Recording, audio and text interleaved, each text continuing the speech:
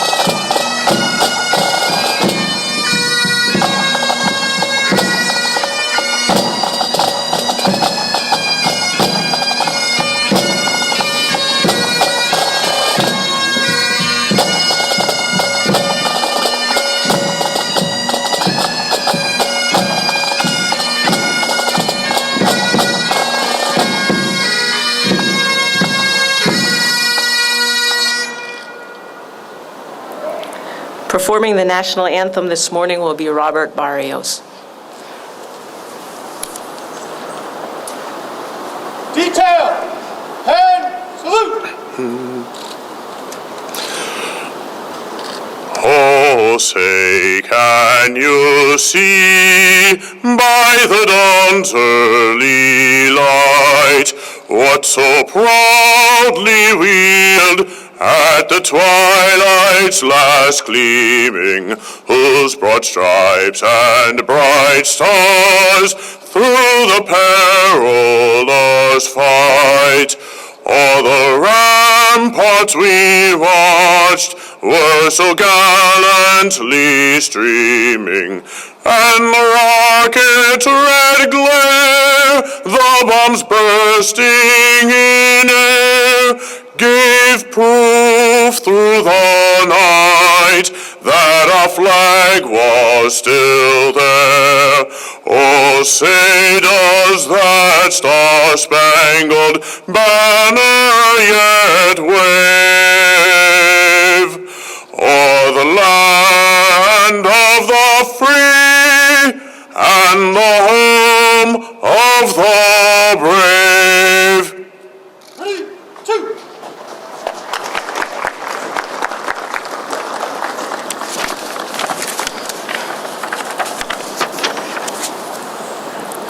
Thank you, Paramedic Barrios, the New York City Fire Department Ceremonial Unit, the New York City Fire Department EMS Pipes and Drums Band, and our own Ross Zastro. Ladies and gentlemen, please join me in welcoming the Reverend Stephen Harding. Reverend Harding is a chaplain with the Fire Department of New York, and he will give today's invocation and lead us in the EMS prayer.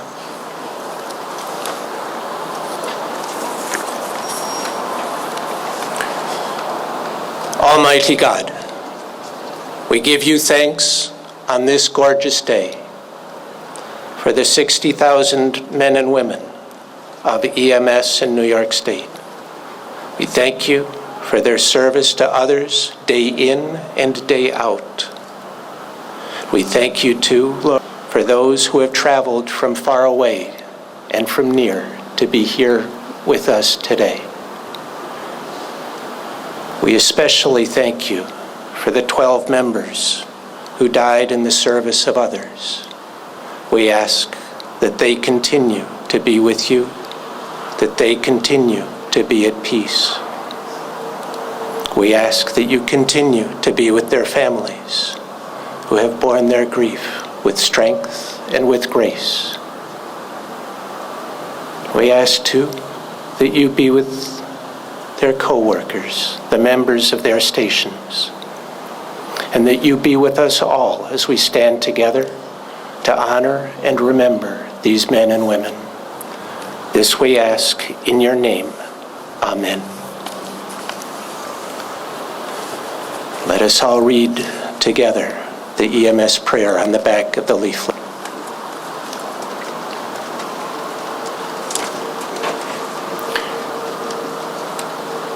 As I perform my duty, whatever be the call, help to guide and keep me safe from dangers big and small. I want to serve and do my best, no matter what the scene. I pledge to keep my skills refined, my judgment quick and keen. This calling to give of myself, most do not understand, but I stand ready all the time to help my fellow man. To have the chance to help a child, restore their laugh with glee. A word of thanks I might not hear, but knowing is enough for me. The praise of men is fine for some, but I feel truly blessed that you, O Lord, have chosen me in EMS.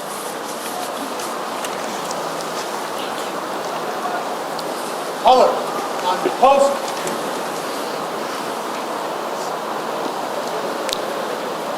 Detail, parade, rest.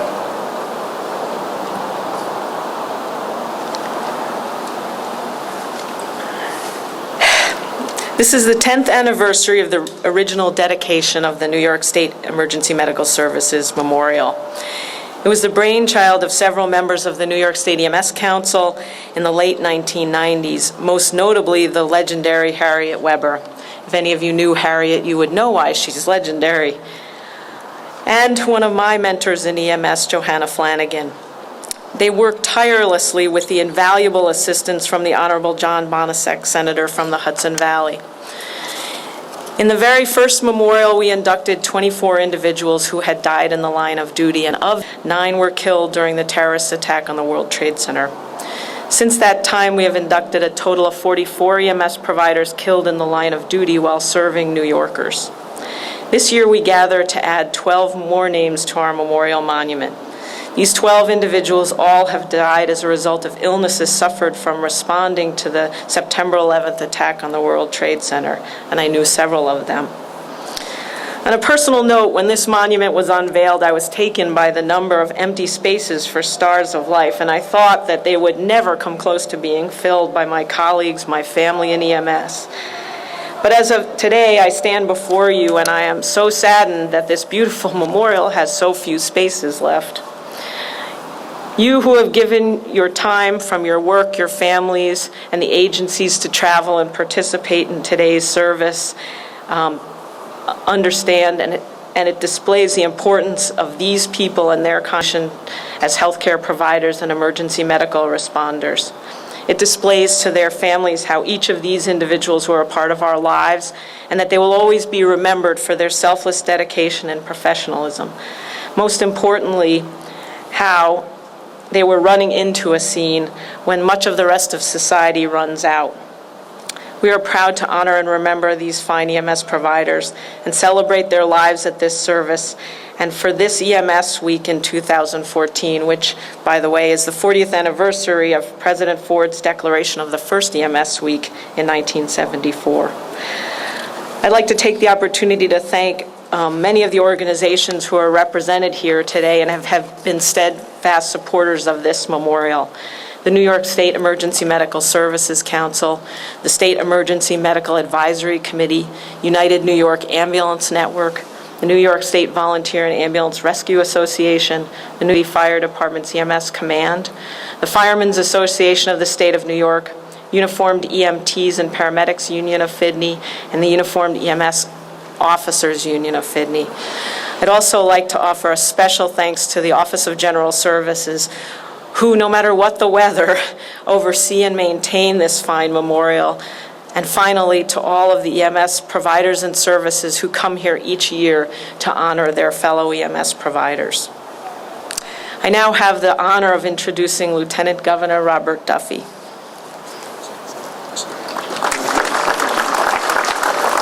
Oh, please be seated. First of all, on behalf of Governor Andrew Cuomo, it's both an honor and a privilege to be here and be part of this ceremony today. I want to thank Lee Burns. I want to also recognize the great Commissioner of FDNY, Commissioner Sal Casano is here. He'll be speaking soon and leading a great department and really recognizing all of his members here today. To Daniel Blum, who's the chair of the EMS Council. Some of the state leaders here, I just want to say they're here. I thank them for coming. I think Senator John Bonisic was mentioned already. Senator Marty Golden is here. Bob Sweeney from the Assembly is here. We have Commissioners Mike Green, Peter Rivera, and also Richard Ball are here as well. I just want to thank them for coming. And the most important thing is on behalf of the governor to speak to the families. We are memorializing 12 members today. I would call them EMS heroes who died serving in New York City, who died as a result of their injuries post 9/11. And while there are certainly names on the wall to be honored, the most important thing is they're more than just names. And while I did not know any of the 12 EMS heroes personally, I can assure you there's a whole story behind each one is evidenced here. They left behind families. They may have been moms and dads, sons, daughters, husbands, wives, grandparents, neighbors, friends. They could have been scout leaders, coaches. They certainly have lives that have really enriched their respective communities. They were big members of their communities. And as I looked at the names, I often wondered how many lives did they end up saving during their careers? EMS professionals go out every single day, and God knows how many lives they did save. On the streets every day, addressing terrible wounds, shootings, accidents at a variety of scenes, helping people, and maybe stopping at one, helping somebody, saving a life, get back in their cars, on to the next one. It goes on and on every day, every shift, every week, month, and year throughout their careers. And when you look at the lives that we're honoring today, the impact they have had on the city of New York and their respective communities is profound. And it really is a small thing for us to be able to say, first of all, to the families, to say thank you for your sacrifices, what you have done, to say how sorry we are, to acknowledge the losses that you have, because families will never, ever be the same. We all leave here, we go home, but you go back to your homes and your families will never, ever be the same based on these losses. And as you look back at what they have done, I think the entire state owes you all a debt of gratitude for what you do, and to say thank you. And I've had the pleasure in my career, spent 29 years in law enforcement, and had a chance to see EMS professionals every single day. They are underpaid, they are overworked, they have incredible training. I always said they're like angels from God, because at a scene when they show up, they come, very little fanfare, the lives they save. And if you look at the medical technology and the expertise and training from EMS communities today, it's hard to imagine how many lives and how many people are walking around, not only in New York City, but across this state and across this country, who 10 or 20 years ago would not have been alive, thanks to the incredible care they get. And so it is a time to honor these 12 heroes and remember their lives, remember what they did, but also to the current EMS community. I just would close by saying thank you. On behalf of all of us, we are very grateful for what you do every single day, the services that you provide. You lead your families, you are paid, you are a volunteer, but this state and this community and these communities across our state would never, ever be the same without you. You get very little fanfare, you get very little attention.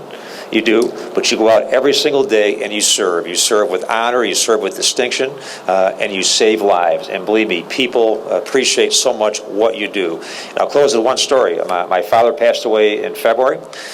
He was 90, so he's a little tired toward the end, but a volunteer EMS crew in Parenton, a town outside of Rochester in upstate New York, kept that man alive, gave him about an extra half day of life he didn't have. I watched 5 people work on him, the way the care, the time, the attention that they spent.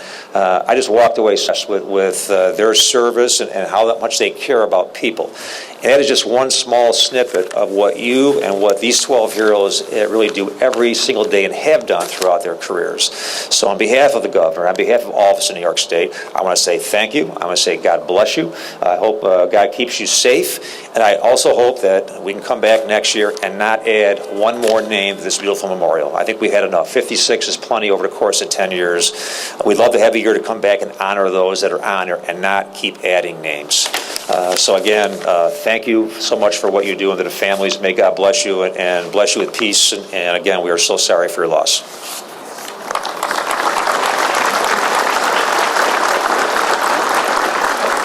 Thank you, Lieutenant Governor.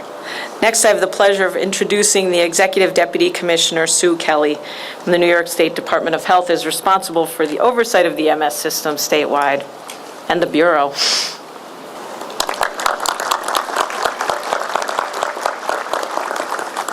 Thank you, Lee. Good morning. I'm representing our Acting Health Commissioner, Dr. Howard Zucker, who regrets he cannot attend today's memorial as he was called away due to a serious family illness. I'm honored to be here today to pay tribute to the state's EMS workers.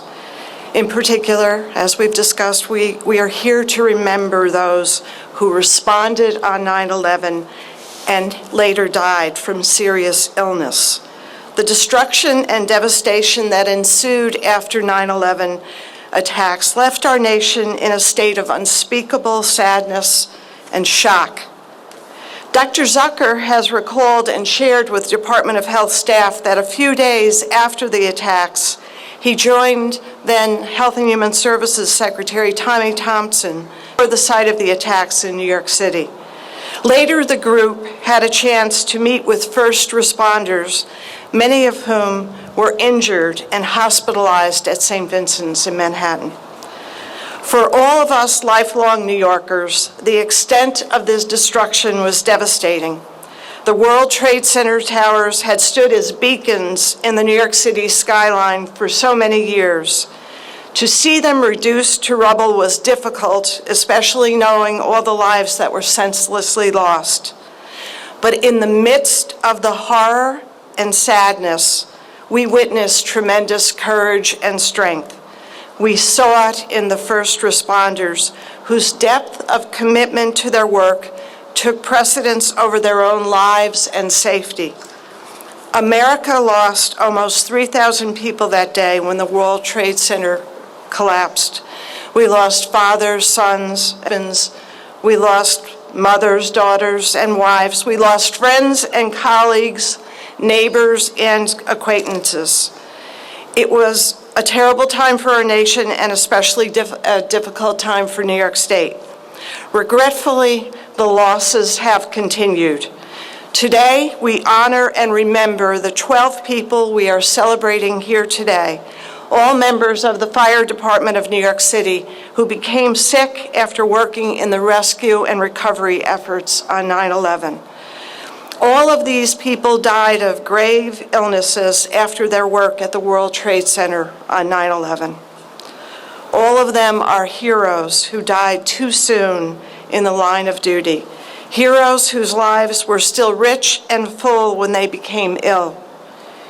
These people, these heroes, all 12 of them, paid the ultimate price for their commitment for services.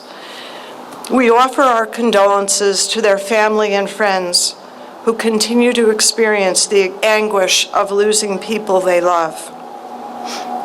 While we're here to celebrate these 12 people, today we also pay homage to all EMS professionals who possess the character and willingness to put their own lives at risk to help others. New York is so fortunate. We have more than 60,000 EMS professionals who provide pre-hospital emergency patient care and transport. On this special day, we come together to express our gratitude to all EMS personnel whose commitment to helping others might someday require the ultimate sacrifice. They play a critical role in protecting the health and safety of all New Yorkers. And our communities need you. We need our EMS workers. On behalf of all New Yorkers, I want to thank them for all they do each and every day. Thank you. And thank you all for coming to this day of remembrance for our cherished heroes. Thank you.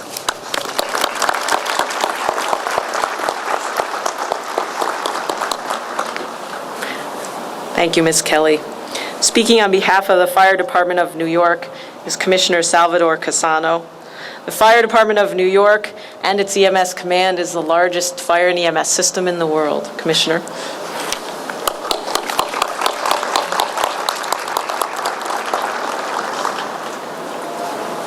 Thank you, Lee. Good morning. Today's a bittersweet day, the kind that is unfortunately a sad but an important profession. We all serve the public, bringing medical care directly to the people that need it most and at the most critical moments in their lives. It's a dangerous work, all too often bringing EMTs, paramedics, and officers to life-threatening situations where their training and experience are put to the test. And once the patient is safe and secure, you do it again and again and again. It's truly my honor to be here with you this morning to help remember all those who died in the line of duty, especially these 12 members we honor today, who served the FDNY and the City of New York so bravely, valiantly, with commitment and dedication. I want to do more than honor their pay. I want to tell you how they lived. These 12 members of FDNY EMS fought valiantly against diseases directly related to their tireless work at the World Trade Center site. Several of them there were on September 11, 2001, standing side by side with so many other first responders, EMTs, paramedics, firefighters, police officers, volunteers, and other members of law enforcement. Every responder who went to the World Trade Center that day took an oath to serve. And while the words they swore were different depending on their agency or profession, the spirit of those oaths were the same. They were all there to save lives. Responded that they took part in the greatest rescue effort the world has ever seen. Standing here almost 13 years later, we must vow to never let that fact be forgotten. But we all know the work they did not end on September 11th. In the field of emergency medical service, that work never ends. There's always another call, always another person in need. And though the tour may be over, no EMT or paramedic is ever off duty. Your training, your commitment, and as the theme of National EMS Week states, your dedication for life is always on. So in the weeks that followed, these members we remember today put on a brave face and went back to the World Trade Center site again and again to bring home those who could not be rescued. In this instance, they were not seeking to provide medical care. It was something even greater. They brought dignity to those that were killed and compassion to their families. When EMTs and paramedics are recognized for their work, that word, compassion, is often overlooked. But it's so vital to all that you do. And And that's how these 12 members of FDNY EMS lived their lives. They brought compassion to their patients, comforting the sick, the injured, and their families. Combined, they spent 262 years responding to medical emergencies in the 5 boroughs of New York City. Thousands upon thousands of times, they responded to a medical emergency, whether it was a person suffering a heart attack, a mother in labor, a badly injured child, or to any number of calls that are anything but routine. They saw it all. They were well-trained, strong leaders, and veteran members of the busiest emergency medical service in the world. And they worked hand-in-hand with so many of you, with the FDNY members, private hospitals, and volunteers that keep New York City safe. They did their jobs well, and they always made those around them better. They represent everything that's great about NY and about all who work in the emergency medical service field. And with the addition of their names to this beautiful wall, Deputy Assistant Chief John McFarland, Lieutenants Michael Cavanaugh and Brian Ellicott, paramedics John Wyatt, Rudy Havalka, Ruben Berrios, Kareem Brown, and Clyde Seeley, and EMTs Joseph Shumo, Francis Charles, Anthony Ficara, and Freddie Rosario, they will continue to live on. They will inspire others, and they will continue to demonstrate their dedication to EMS for as long as this tree of life stands. Their work, their dedication and commitment lives on, and the others that they mentored, and the patients that they saved. We must continue to honor them way beyond this day by doing the job to the best of your ability and of so much, just as they did it. God bless the 12 members of the FDNY. God bless all those across this great state who risk their lives to bring emergency medical care to their patients every single day. Thank you and stay safe.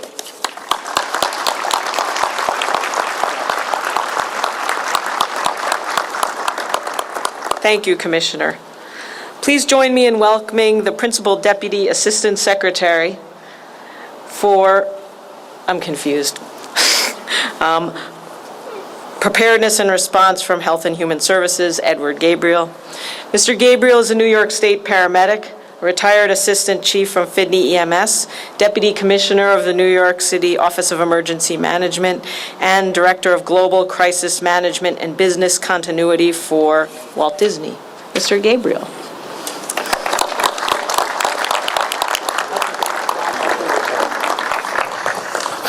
Well, it's Sal and the rest of the special guests here. It's an honor to be here, Lee. You know, it's sort of sad for me to stand in front of you. Every one of these 12 people who worked for EMS, I worked with. And when Lee contacted me and said, hey, could you come and talk? I said, sure, I'd be glad to do that, but it'll be difficult for me. All the way from Tony to John McFarland and the rest of the team that I knew personally. Both growing up in the EMS system in the city, you sort of get to know people. You see them on the scenes of incidents. You go to training classes with them. I'm looking around the spaces here and I see many old friends. And while I'm here to represent the federal government, it is an honor for me to stand in front of you all. There's two types of response people, and we all know what they are. They are people that work together to protect each other during events, and they work to save lives in the fields and the streets to make sure people are safe. We take a lot of that for granted, but the reality is that when it comes to do response, we have more often than not just each other. So when I talk to you all the families and friends and the rest of the EMS people here, I let you know that I get it. I get it no matter what numbers of jobs Lee Burns says I move from one to the other. I'll always get it. The proudest days of what I do and what everyone does around here was being a regular old EMT or a paramedic in the field. Nothing's ever changed for me in that world, no matter what I've done. And I see a lot of chiefs from the city who used to be EMTs that I trained or worked with at the training academy. The volunteer ambulance personnel that are in the crowd here, we know that there's not a difference. We understand that there's not a difference, except you're doing it for free to help your communities. I know that, and most of the people that are in the EMS world here know that too. So it's a terrific calling that we've all sort of taken on in our careers and our lives. And one of the things I never forget, as I've moved from place to place to place to now be the Principal Deputy Assistant Secretary for Preparedness and Response. I have to tell you two things. As somebody who was on ground on September 11th, I remember many of the faces that were there, who are on this list and on this wall, unfortunately, today. I could tell you that for the months after that, I too, along with a number of the other responders here, were both down at Ground Zero or at the operations centers, trying to do what we could, as Sal Casano just said, to save the lives of and make it a little bit easier for the people we lost. In terms of those jobs there, we just did it, right?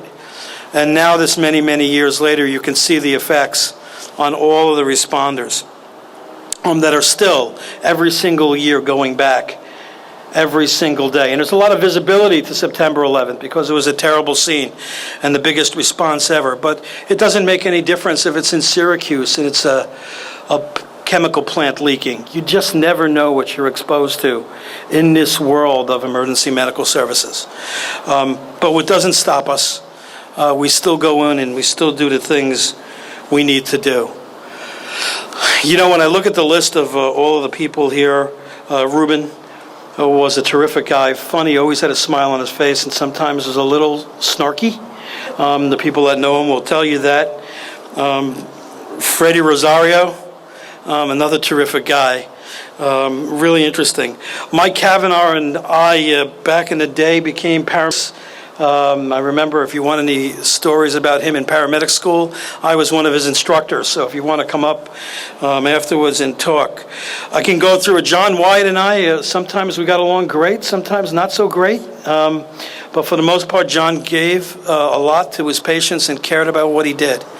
And most of these people on this list volunteered for their volunteer ambulances or worked for private ambulance services throughout the city. So it wasn't just the paid job, it was the volunteer job.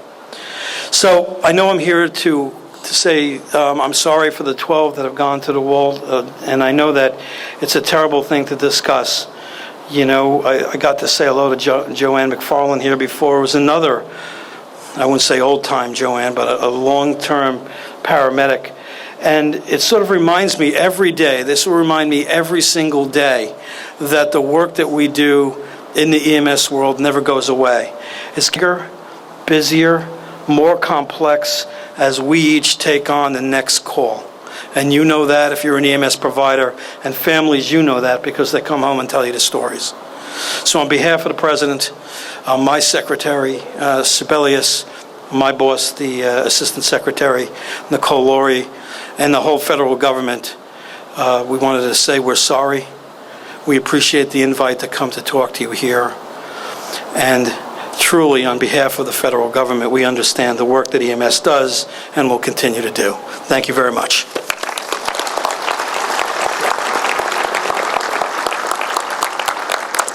Thank you, Mr. Gabriel. Representing the EMS community, please welcome the Chair of the New York State Emergency Medical Services Council, Daniel Blum.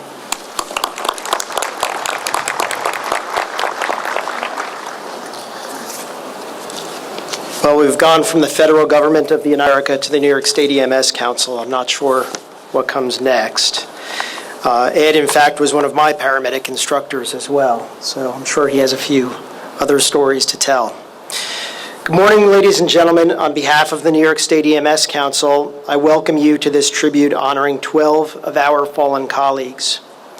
Founded in calendar year 2004, the memorial that stands before you bears solemn witness to the ultimate sacrifice made by the good men and women who provide emergency medical services to the people of the state of New York. Truly, it is a privilege for me to share this dais with such distinguished speakers. Their thoughtful words today are a testament to the lives of the heroes we have come to celebrate. And I would like to thank each and every one of you for joining us today. Your attendance here underscores the incredible importance of this memorial, and it adds meaning and validation to the efforts made by each and every EMS provider in the state of New York. The 12 individuals remembered here today join 44 fallen heroes who were previously inscribed on this memorial. Together, 56 stars of life who were prematurely taken from us. You have already heard that the 12 rescuers memorialized today succumbed to illnesses that were contracted directly as a result of their work during the terrorist attacks of September 11, 2001. 10 New York EMS providers who perished as a result of the 9/11 attacks were already inducted onto this memorial, 9 of whom succumbed to injuries sustained on the day of September 11th, and 1 of whom perished in 2006 from sequelae related to the attacks. And these figures do not account for the many, many law enforcement and fire department non-losses who also maintained EMS credentials. The figures also do not chronicle the human suffering that many of the responders continue to live with this very day. The impacts of the attacks of September 11th were profound and long-lasting, but so too were the acts of the EMS responders we recognize here today. Like each of you, this event today and the events of September 11 have a deep and personal meaning to me. I would like to share with you my connection to the responders we are recognizing today and my connection to the World Trade Center site. Although I am employed as a hospital administrator in Westchester County now, I began my career as a New York City paramedic. In 1988, I went to paramedic school with Clyde Seeley. Later, I taught the paramedic program with John McFarland. On a few occasions, I worked in the field with Rudy Havelka. These men, like each of the heroes we celebrate today, were hardworking and highly skilled.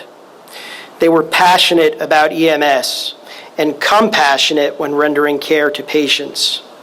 These men were humorous, they were hopeful, they were honest, they were giving, and they were courageous. And I assure you that these are characteristics that are common to all 12 of the professionals we remember today. Few people know that 2 paramedics used to be stationed inside the World Trade Towers each workday. I used to love that assignment. Ironically, it was usually calm, it was safe, and it was low stress. I'd also note the food there was great and the people watching was even better, which are 2 of the rare perquisites of the occupation. Perhaps the only perk. I was stationed in the buildings during the Lower Manhattan power failure of 1990, and yes, the power went out in those buildings. I was a responder to the buildings during the 1993 bombing, and in 2001 I responded back to render whatever aid I could, although regrettably there was little impact I could make that day. This past Sunday I returned to the site of the museum that now sits at the location of the former World Trade Center. The museum was beautiful and the exhibits were moving.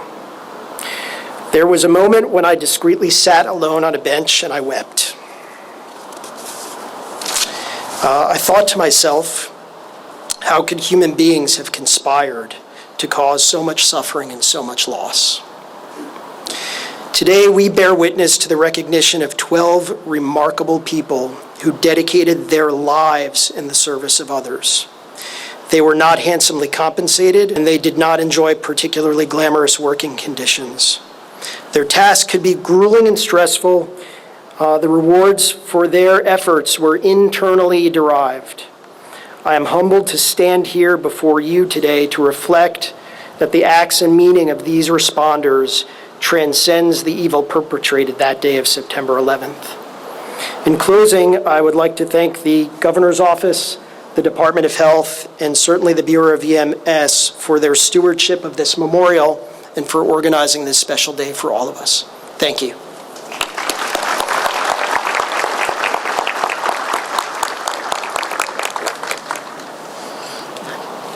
Thank you, Mr. Blum. Ladies and gentlemen, the following are the names of those heroic New Yorkers who selflessly gave their own lives while helping others. This year, 12 names will be added to the memorial. As the names are read, a family member will be presented with a replica of the Star of Life that's on the memorial. John McFarland.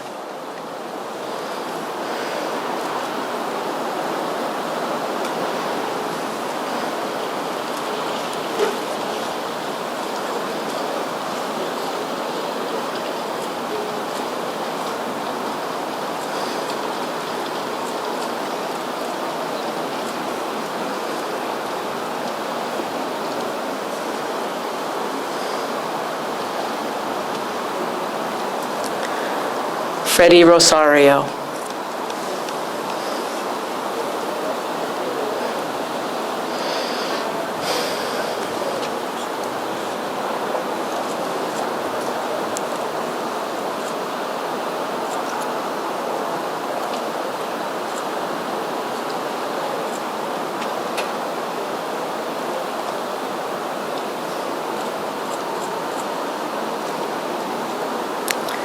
Francis Charles.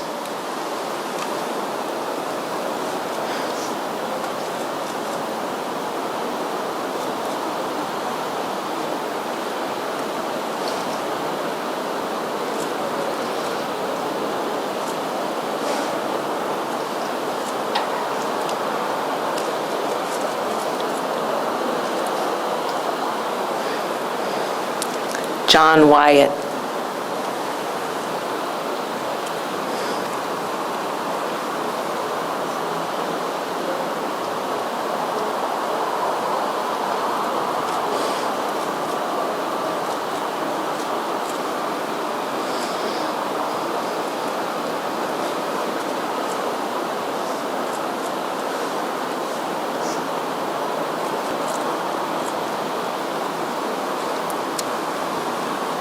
Corinne Brown.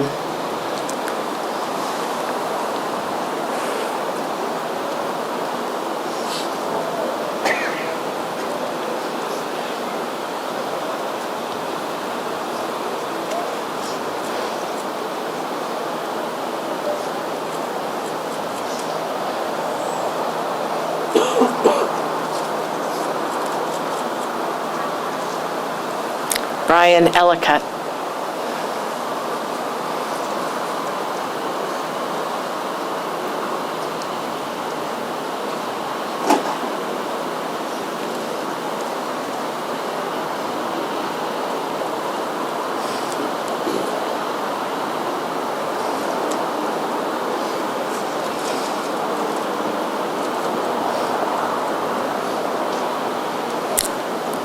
Ruben Barrios.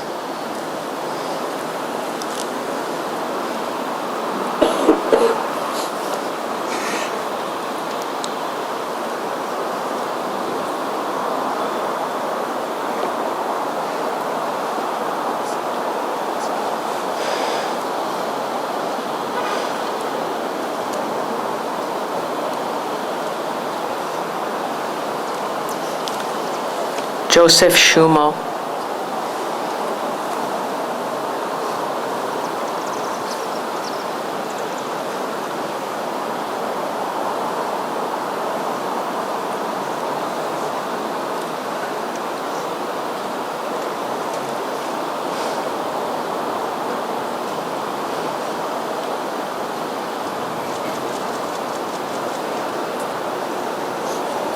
Rudy Havelka.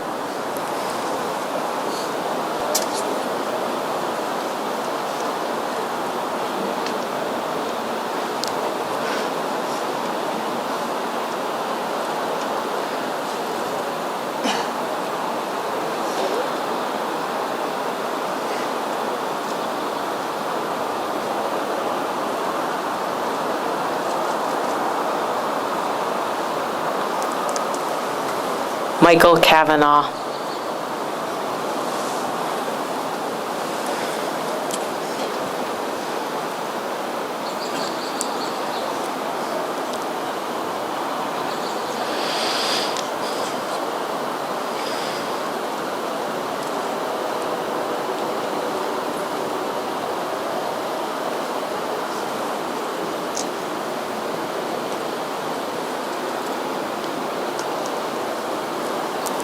Anthony Ficara.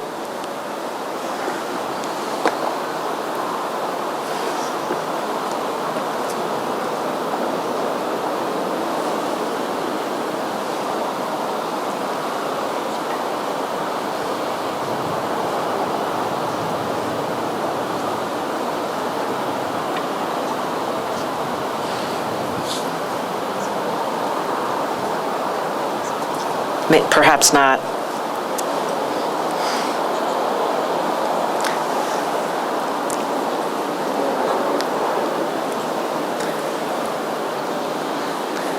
The last is Clyde Seeley.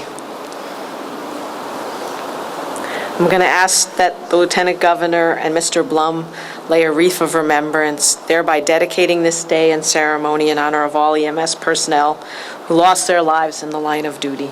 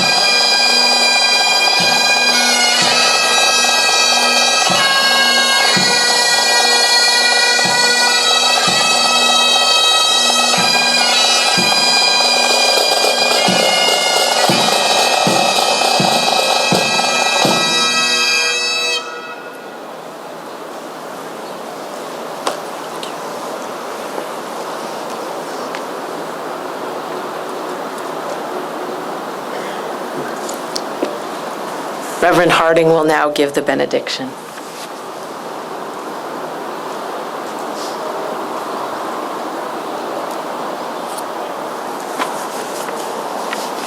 Please stand.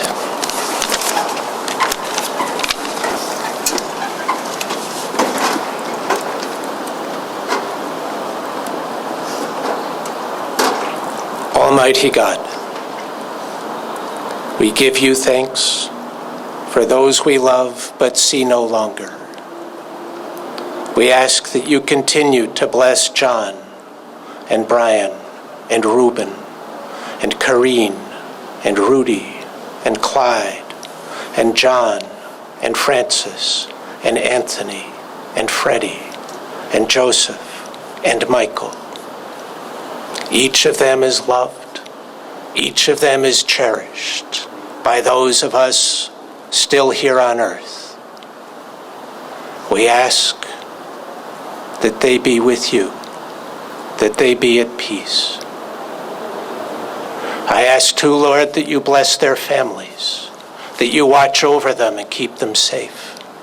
Give them the courage to continue. Be with those who worked with them and knew them and loved them too. I ask that you be with all those in EMS, in New York, and across the world, that they may continue to serve others, to give of themselves that which you have given them, a compassionate heart,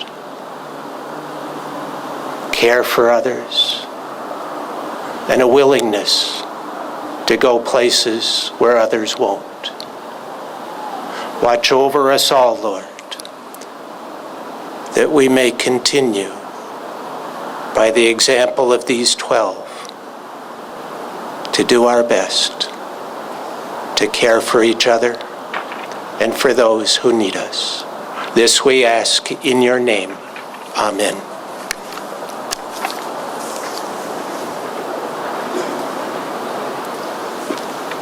Please remain in your seats until the color guard retires. Hold up. Post colors.